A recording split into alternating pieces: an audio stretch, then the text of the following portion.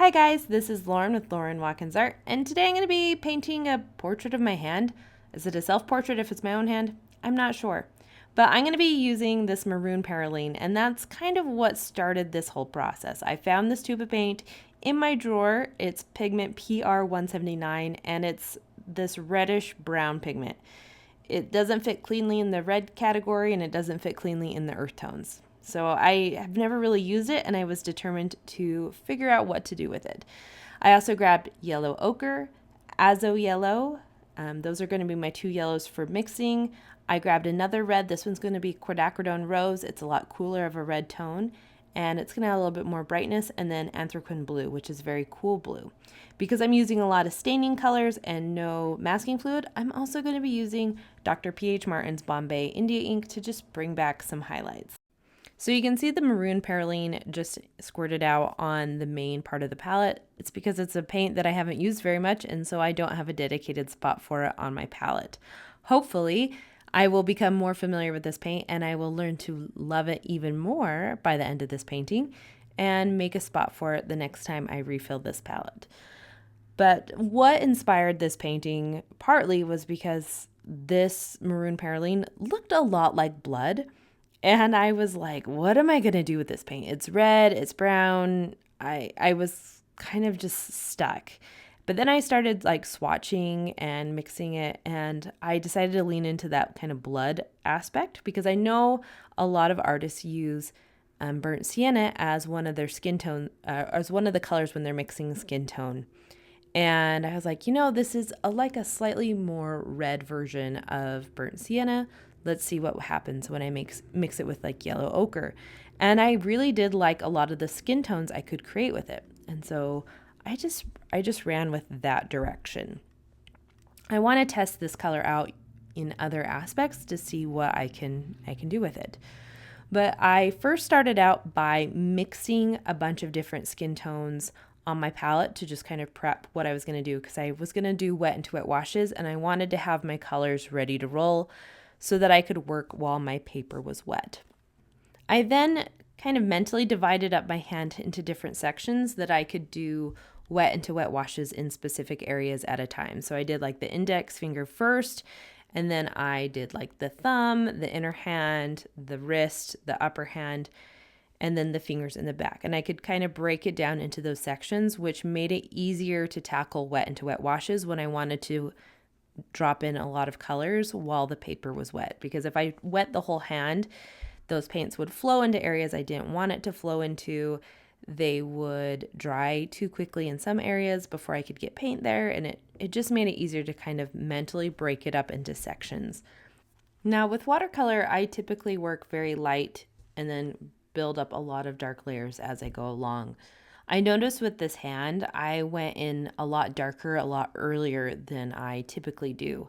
And that was because I was really worried about losing the lines that were marking like where different sections of the hand were. And these hands were so like complex for me because I don't paint anatomy very often, that I didn't want to lose those shadow sections. And so I went in with dark paint to block those sections in pretty quickly.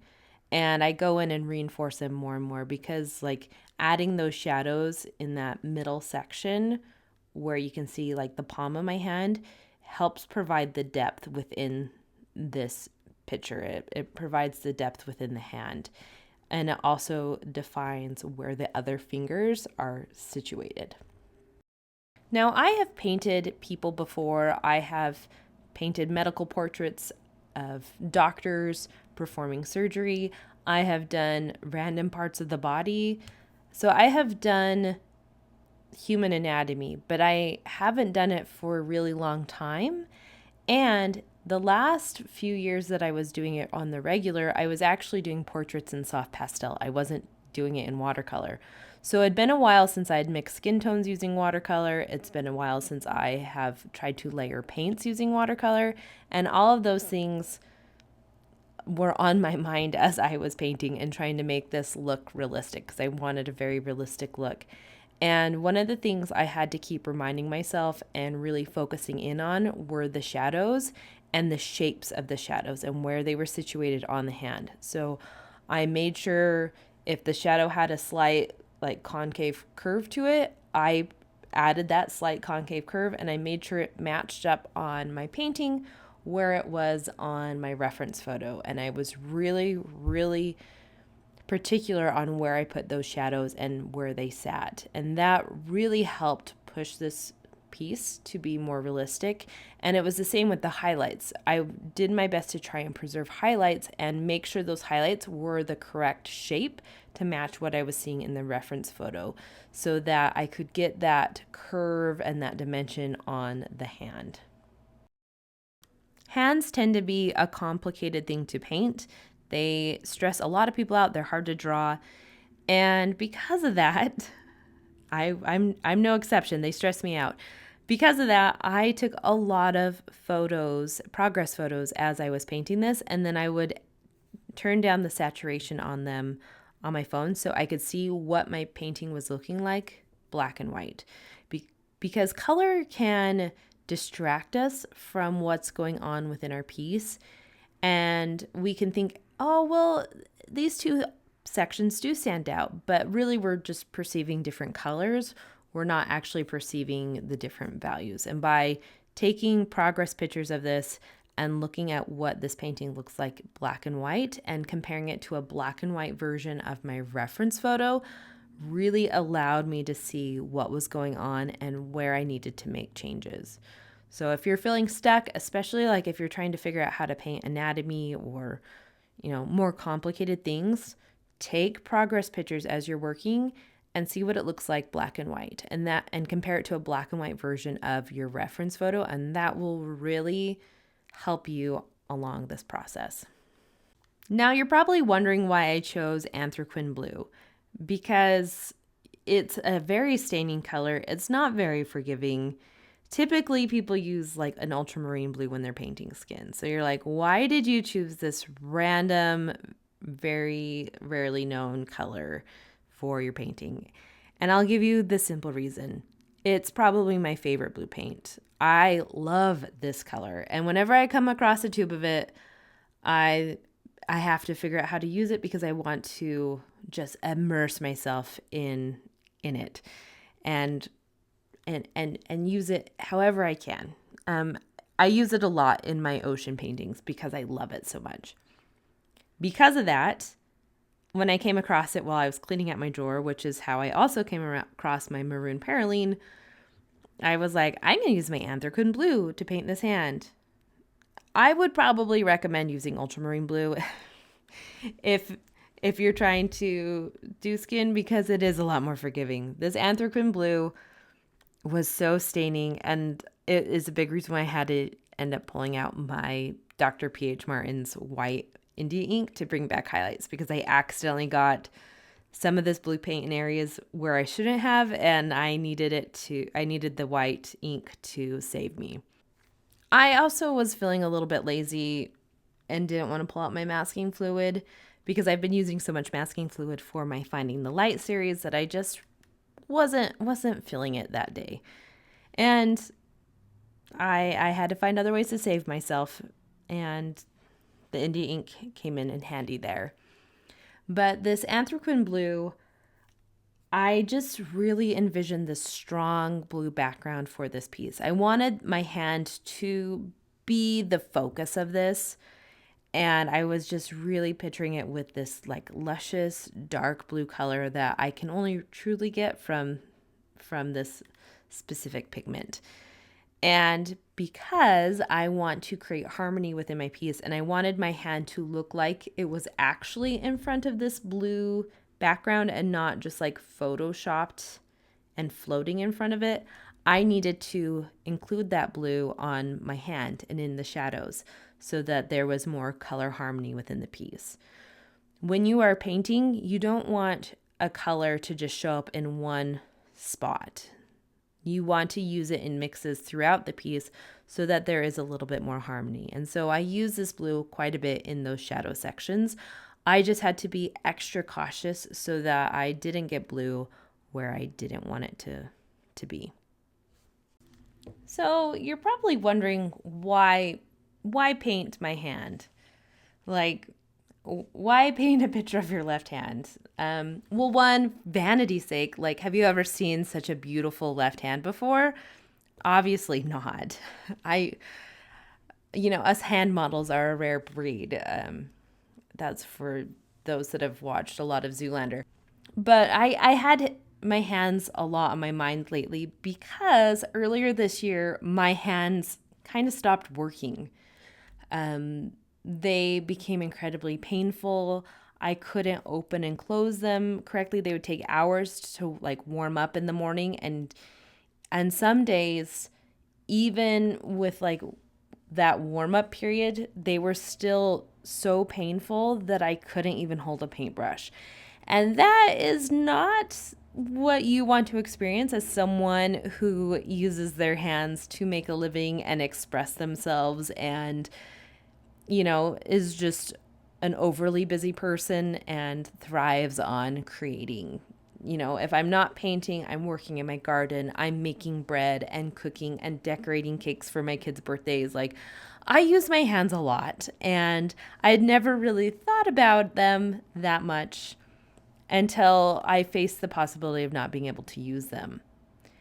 But with getting my labs done and looking into my family history, I was diagnosed with rheumatoid arthritis, which is also not a diagnosis you want to get in your 30s, because I remember what my great grandmother's hands looked like with her advanced rheumatoid arthritis, where they were gnarled and disfigured, and she couldn't use them pretty much at all by the end. And they caused her extreme amounts of pain. And she didn't get diagnosed until quite a bit later in her life. And so I was worried that was going to be my future, not in my late 70s, but, in my potentially my 40s. Thankfully, I had a feeling that it was rheumatoid arthritis because of my family's strong history with it on both sides. My mom's side has it really bad, and then my dad's side also has it really strongly. So when I started showing some symptoms of it, I took it really seriously and got tested for it. And my doctor, who is also a painter, is optimistic that we have prevented a lot of damage from happening. And although I suspected it was rheumatoid arthritis, I didn't know for sure until a couple days before I painted this piece. And it's one thing to think, oh, I might have rheumatoid arthritis. It's another thing to be sitting in the doctor's office and being the only person under the age of 70 that isn't an employee in the waiting room, and then leaving the doctor's office with a thick packet of paperwork that is explaining all the side effects of the medications you might be on, what to look for, that you're going to have to get blood draws every few weeks for the rest of your life, and what the reality is living with that medication. And I was still kind of in the mourning period with that when I painted this piece. I had only known about my official diagnosis for like a week and a half, and I was still kind of processing it all and getting used to what my new reality looks like. And this isn't meant to be like a pity me story time. A lot of people live with rheumatoid arthritis, and a lot of people live with a lot worse diagnoses. But this is my new reality, and it was weighing pretty heavily on me at that moment. And the image of my hand holding a paintbrush got stuck in my head, and I couldn't let it go until I painted it. Because when I'm feeling really strong emotions, oftentimes I'll get an image in my head, and I can't move forward unless I paint it. And so this is a result of that. And, I'm grateful to be able to express myself through painting.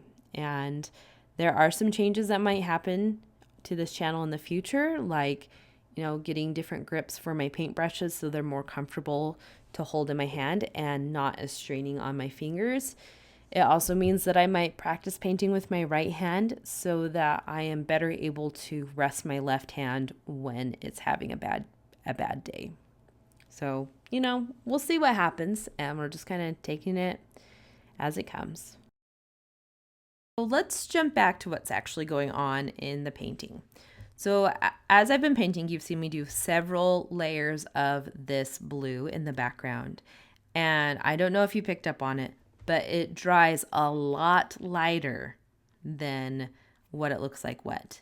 Watercolor in general shifts lighter as it dries, but this Anthraquin blue has a really dramatic shift. Probably the most dramatic shift that I've seen out of any professional watercolor paints that I've used. So don't get frustrated if it dries several shades lighter. Just keep it in mind, make your mix a little bit darker than what you want it to be, and then, it's okay to do layers over the top. Because this paint is so staining, you can do a lot of layers over the top and it's not going to disrupt anything underneath. So it is one paint that you can do 1,000,001 layers over the top and it's not going to cause muddiness or at all. That paint is staying still. Something else to keep in mind is that because this paint is so staining, if you don't have it evenly dispersed in your water and you're doing like a flat wash like I did, you might get some streakiness. So I was working from tube paint and I had some of that tube paint get in the bristles of my brush and not get evenly mixed with the water, and it created some streakiness in the background. I decided to roll with it, and I'll show you how I corrected that moving forward, but just something to keep in mind. And if you are painting something like this where you have a subject matter in the foreground and then you want to create a really flat wash in the background and in a large area, I actually really recommend you use masking fluid and you mask off your subject completely, let it dry, and then do your flat wash. And that way you can paint over the top of your subject matter as you go around, and it will make it so it's a lot easier to get that smooth, even wash or a gradient wash, whatever you're trying to achieve. It's a lot easier painting over the subject matter than trying to paint around it, because when you're trying to get an even wash or an even gradient, time is of the essence, and trying to paint around a subject matter makes it a lot more difficult. Now, right now, I'm just really refining that blue edge where it meets up with the hand. And at this point, I knew I wasn't going to do a perfectly flat wash anymore. I wanted to create something a little bit more abstract, and I think the painting actually turned out better because of that. And since I knew I wasn't going to have to try and get this perfectly smooth wash anymore, I just started just layering in the paints and going whatever direction I felt like, and really just smoothing out that line where the blue met my hand, and so there wasn't a weird halo effect going on. And the reason why I'm spending so much time getting this background really dark, and I'm actually not bouncing around a ton between the hand and the background, is because I knew that the end result of this background and the value of it would really affect how I paint the rest of the hand. Because how we perceive color and value is relative to the colors and the values of those colors next to it. So if I'd kept my background white, this hand would look really dark, the shadows would look really strong, and it would stand out a lot.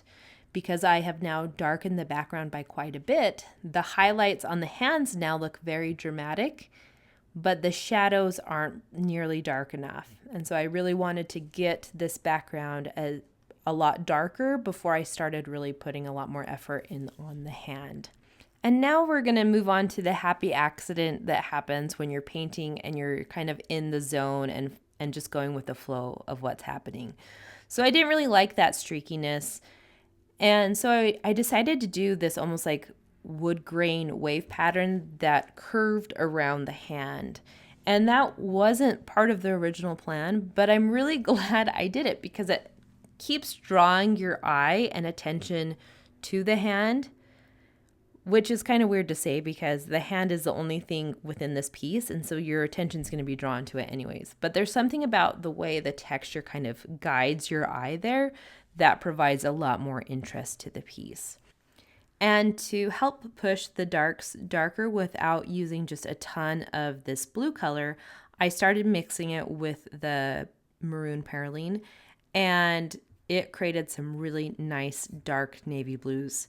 And what I discovered from this paint as well is that phthalo green is its true opposite, and together they create this really nice black that is actually darker than most of the carbon-based black paints you'll buy. So if you are needing like an interesting black and to like really push the darks within your piece, keep that combination in mind. And now that I have the background like 85-90% of the way there in terms of value, it was time to kind of start doing some more work on my hands. And the first thing I wanted to focus in on was the highlights and add a little bit more warmth to my hand. It was looking a little dead and not like there was enough life within it. And so what I did was I did some glazes of yellow in the highlights just to make it feel like the sun is almost shining on it. And a glaze, if you don't know, is where you take a thin layer of paint and you paint over a dry layer of paint that you've already put down on your paper. You tend to do this a lot in watercolor. You also do it in oil paints. And one of my favorite things about watercolor is because it is a transparent paint, when you glaze colors over the top of another paint, you get a different effect than if you had just mixed them together on your palette and then painted it. From what I understand, it's from the way the light hits the pigment particles when you glaze versus mixing. And so that is one of the magical things about watercolor is you can create all different kinds of effects by how you mix and layer your paints. So just something to keep in mind. Another thing I did was I really focused in on the barrel of the paintbrush and I looked at where the shadows were hitting it, specifically in the area where my hand is kind of wrapping around it, because I wanted to make sure it looked like my hand was actually holding that paintbrush. So that is where it's really, really important to have a reference photo that you're working off and you can like zoom in on it so that you can really see those details. You don't need to paint every little detail, but some details can make or break a painting. And, the shapes of your shadows, I know I've said that a million times today, but the shapes of your shadows and the shapes of your highlights can make a huge difference in how realistic and dimensional your subject matter is. As I was kind of fine-tuning the hands more, I realized there was a few areas that I had painted over with the blue paint and it had kind of tweaked and messed up like some of the areas on the fingers. And so I went in and redefined those shapes and did my best to correct them so that my hand looked a little bit more realistic. I also wanted my hand to stand out a little bit more. I liked how it looked with the really dark paint next to it. It just really caught your eye. And so I started making a really strong concentration of this blue and maroon mixture. I put it directly next to the hand so that it allowed the hand to stand out. And then I just did some more squiggly lines to help draw the eye to the hand. And to get these darks really, really dark, something else I did other than mixing the blue with the maroon was to only add a tiny bit of water. Your water acts like white when you are using watercolors. So if you need your paint to be really concentrated and really pigmented, you don't want to use a lot of water. You want to use the bare minimum you need to get that paint onto your paper. Water control is probably the most important skill you'll learn as a watercolor artist to get the results you want, whether it's using a lot of water to get light, airy washes, or using very little water to get concentrated color, or almost no water at all to get like a speckled effect. And that is the thing that makes watercolor so difficult for a lot of people to learn, because the most challenging thing and the most important thing to learn in watercolor is water control and controlling how much water is on your brush and how much water is in your mixes, because it affects the end results. It doesn't matter whether you're using cheap paint or expensive paint, or you're working on expensive paper or cheap paper. Learning how to control how much water is in your mixes and on your brush will determine the success you have as an artist, and it's a skill that takes a lot of practice. So now let me let you in on a little secret. When I have done a painting with a lot of layers and a lot of details, sometimes I'll reach a point where there is a lot of detail in it, but it doesn't feel unified or harmonious. And what I find I need to do is do a light glaze over the whole painting. Now, I am very careful with how I do this glaze. I don't scrub a lot because I don't want to pick up the layers underneath. But what I did here was I did a mix of the quinacridone rose and the azo yellow, and I just did a light glaze over the whole thing. I focused a stronger yellow mix where the highlights are and a stronger rose mix where the shadows were. And by doing this glaze over the whole thing, it kind of unified all the layers underneath. You can still see all those details. They're still there, providing depth and interest to the piece, but it makes them all feel like they belong to the hand and they're all part of the same thing now. And it's not as disjointed. I hope that makes sense. Sometimes it's hard to describe the process that's going on in my brain when I'm painting. But I find that sometimes doing a light glazing wash like that really helps to unify the piece. You just have to be careful not to scrub too hard. I also found I liked adding red to my shadow areas when I was painting my hand because it allowed it to continue to look like flesh and like there was blood pumping under the skin and it was alive. If I went too blue, it looked kind of dead. So I really leaned into those thin red glazes over the top to really kind of bring it to life. And now I have my nasty ink palette out, and I am just adding a little bit of white ink to anywhere that I want to bring back a little bit of highlight. I am just being really, really careful with the details because I don't want this to overpower the piece. I just want to correct a few sections and to just bring back a little bit of sparkle and interest to a few areas to just help it all come together. And as I finish up this piece, I want to remind you to check your collection of paints and see if there's any tubes of paint that have gone a little neglected. Ones that you haven't ever figured out or ones that you haven't used in quite a while. And pull them out, swatch them with, and mix them with new colors and see what happens because you might just get inspired. I'm really happy with how this piece turned out and I'm really glad I could share it with you. If you have any questions about this piece or any of the supplies I used, please leave them down below and I'll do my best to answer them. And if you found this video helpful, please hit the like button. I will see you guys next time. Bye.